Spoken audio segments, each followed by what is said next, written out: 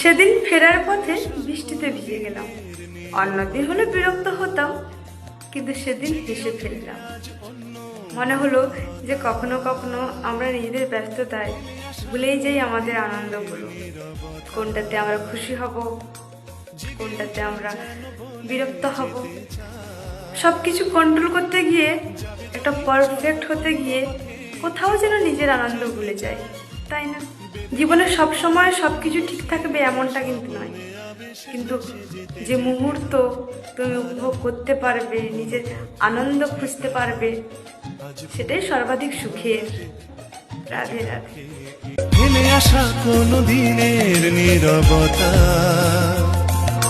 জেগে উঠে যেন বলে যেতে চায়, যাবে যদি চলো অন্য পথে, যে পথে মন যেতে চায়, বেঁধে নিও কান।